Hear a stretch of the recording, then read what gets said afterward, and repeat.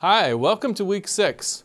What I like about this week is we've done a lot of the work discussing frameworks and vocabulary, and it brings us to the point now where we can really apply it to the competitive scenario that's going on and playing out in business today. So hopefully after today you'll be able to pick up your newspapers and see how these companies are playing things out and be able to analyze it from a very deep perspective and a set of understandings that you've derived from this course.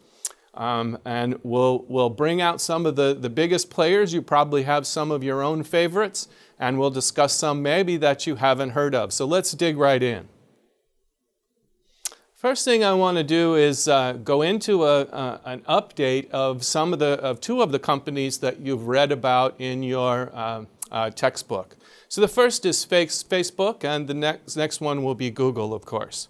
So just a brief recap of Facebook. Zuckerberg probably was really popularized in the movies The Social Network. So if you saw that, you've got a little bit of a history lesson on Facebook. But Zuckerberg launched this social media site in 2004 while he was an undergraduate at Harvard.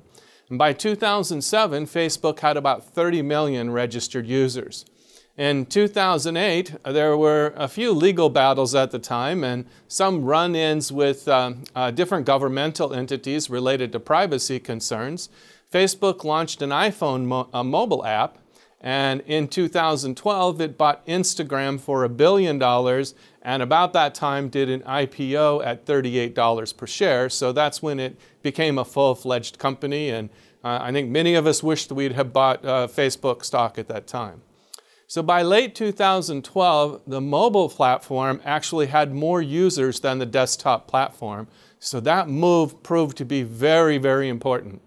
Facebook then bought WhatsApp for $19 billion, and by then, the greatest share of their revenues from mobile ads. So now, more recent, and of course you caught up in your textbook on some of the other facets of the company. After the 2016 election, Facebook faced a lot of criticism because it was disclosed that Russian entities purchased about $100,000 in ads through the site and were spreading politically charged messages. Zuckerberg responded at that time that artificial intelligence would enable the flagging of those types of situations, but skeptics still feel that that type of AI is probably 5 to 10 years out. Now, why I mention that is because we will be talking about artificial intelligence as probably the next technology, the most disruptive technology that will be played out in companies like Facebook and Google and many of the other companies that we'll discuss today.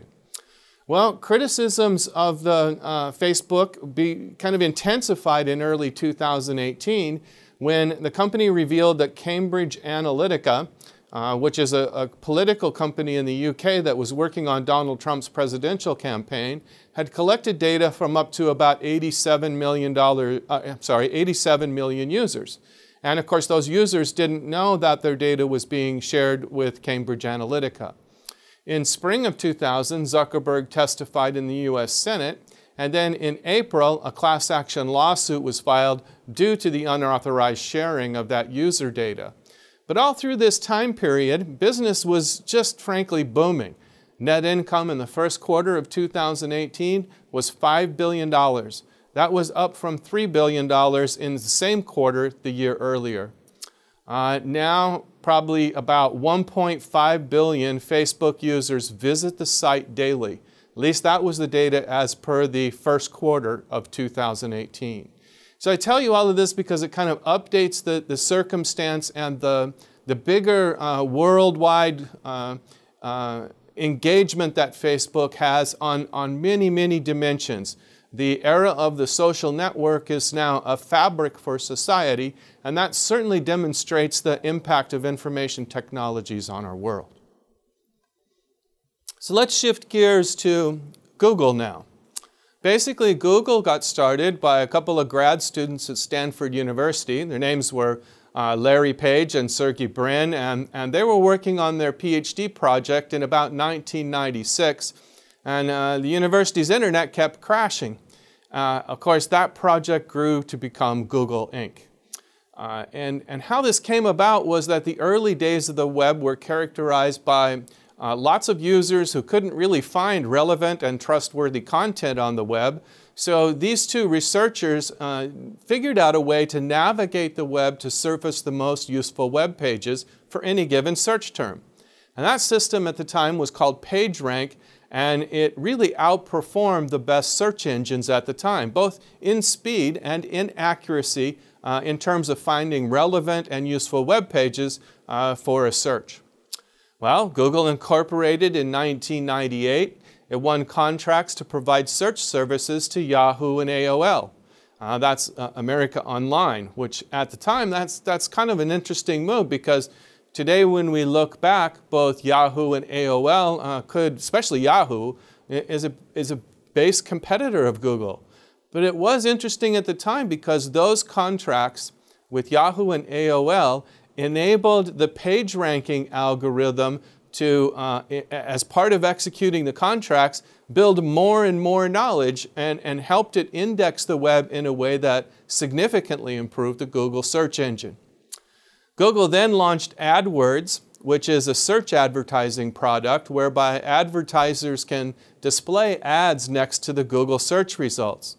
Now this was a big achievement, because if you were searching for something, then by getting a personalized ad related to what you were searching for was a huge achievement in marketing, where a lot of the different campaigns in advertisement aimed at broad segments of population, and this particular methodology allowed a target to be realized because someone had just searched for a term that might be relevant to that ad. So with AdWords then, advertisers could enter a paid search auction by bidding a dollar amount for what they would pay for each click on their ads. So you can imagine all these marketers had to shift their practices to now think about bidding on AdWords inside Google, and they did it in an auction format. And these were accomplished something what's called a second price auction. So what that means is the highest bidder would win, but then they would pay the second highest bid. There's a lot of theories behind how that type of an auction works better than other types of auction. I'd encourage you to take a look at that, but it was a very unique thing at the time when it was initiated, but very popular now. The marketers really liked AdWords because they could get a lot of precision in targeting their ads to those doing relevant searches. And marketers got better and better at it in figuring out how to leverage it, how much to spend per click, and what value could be derived for their companies. So Google launched AdSense in 2003 that could actually support marketers placing ads on third-party sites using Google's analysis of how relevant that third-party site is to a search term. So in other words, now Google was providing a service to other partners' web pages, and basically they would split the revenue. They'd give 68% of the revenue to the third party, and they'd keep the remainder. So AdSense was a little bit of a different shift on AdWords, and it actually enhanced Google search to all the third-party websites. So it's probably no surprise that by 2007, Google had a 62% share of the global search volume. And it was just gaining and gaining more ground at that time.